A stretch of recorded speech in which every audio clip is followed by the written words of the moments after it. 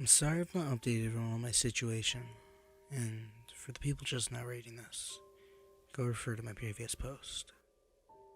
My name is Hugh, and I recently bought a house in the woods, and there's something weird going on in the forest around me. Some of the things I've encountered are friendly so far, but not all of them. I currently have something big to talk about. The reason I've not posted as of recently is I've been dealing with just so much shit. Practically going mad. You see, someone came to my home. He said he read the last post I put up. I have no idea how he managed to get my location. It's kind of freaking me out. He said he wanted to investigate the woods with me. I told him no, obviously, and that it isn't safe for people, and that life isn't just some silly game to go ghost hunting. To be really honest, I just don't like the company, especially from the likes of people who just creepily find my location and think it's okay to come visit me, and without even asking. Also, I don't want to disturb the ceilings, because I've been working on some kind of project in my backyard. They've been really sweet to me as of recently, and have even made me some pretty cool chairs and tables in my backyard. Honestly, the chairs are quite comfy, and I don't want to ruin my friendship with the seedlings.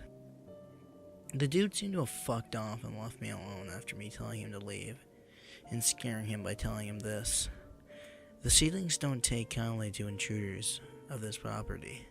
Trust me, they've even almost taken me down a couple of times, thinking I was some stranger breaking into the house when I locked myself out. I'm gonna be honest. They are actually vicious, and them attacking me thinking I was an intruder when I was locked myself out was true, but when they attacked me, they charged at me with a little stick, and they were hitting my legs. Luckily, the little guys are weak, and they did no damage, and when they realized it was me, they began to hug me immediately, and I could see a sap tear from their eyes. Well, anyways, a couple nights after he left, I was getting ready for bed. I just finished watching the new season of South Park, and I was pretty tuckered out, and was ready to hit the hay. I brushed my teeth and hopped into bed. I was asleep for maybe 4 hours, maybe more, until I heard the sounds of screaming, and the sound of something hitting the side of my house. I woke up and began to freak out because the screaming wasn't the kind of screaming an animal would make, but the sound of a human. I was pretty tired still, but I knew I had to check on whatever was screaming, and what the hell hit my house. The sound sounded like it came from my backyard. I tiptoed into the kitchen, which had a window allowing me to see into my backyard. What I saw was not something I've ever seen, or ever even heard of. And I know for damn sure this thing is not a skinwalker, wendigo, or anything else I have ever heard of. Sitting there, trotting in my backyard, was a horse-type creature. It was black as night, with eyes glowing a light blue. The creature had a body of a horse, but had 6 legs, and where its head should have been extruded another body, sort of like a centaur. Blade-like arms were on it, and appeared to have 4 coming out of it. 2 on each side, in the face. Oh my god. The face was the worst part. Its eyes glowed a light blue, but its face was stained with blood. It appeared to have the face of a mantis. I just dropped to the floor after seeing this and began to cry myself to sleep. I had never seen anything remotely close to something that terrifying in my entire life. Not even that weird wolf-deer hybrid creature scared me this bad. I awoke to the water splashing my face, and I jumped back, hitting my head off one of my cabinets in my kitchen. When I opened my eyes, I realized that what splashed me was one of the seedlings, the one that gave me the bowl of berries. I looked at the creature, and I gave it a hug and began to sob. I was so happy that I was alive, and that it was alive, and not hurt. I couldn't imagine the only thing living that was not miles away to die. The feeling hugged me back, and I felt a sap dripped from its little hollowed eyes. I got up and asked him what happened. He pointed to my notebook on my table and gestured for me to give it to him.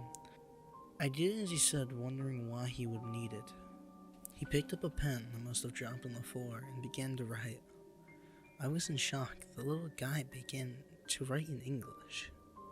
It wasn't perfect English, but it was legible, kind of how a second grader's handwriting and spelling would be. Sloppy. What he wrote down has me scared, and I'm going to be honest. He wrote down the words, "the old one." I asked him what he meant, and he wrote down the word, "old God."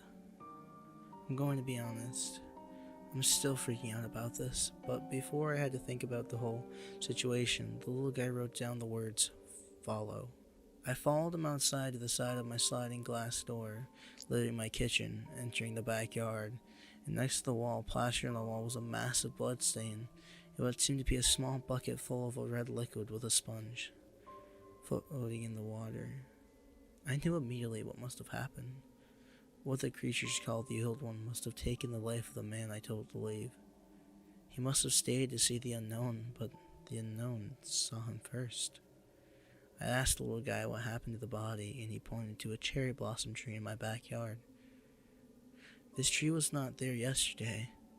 Apparently when they found the man's body, they put the body in a hole and used his body as fertilizer, allowing the tree to grow. After this whole scenario with a guy dying, I'm just trying to wrap my head around everything. There's more stuff I want to talk about, but writing this is just so stressful.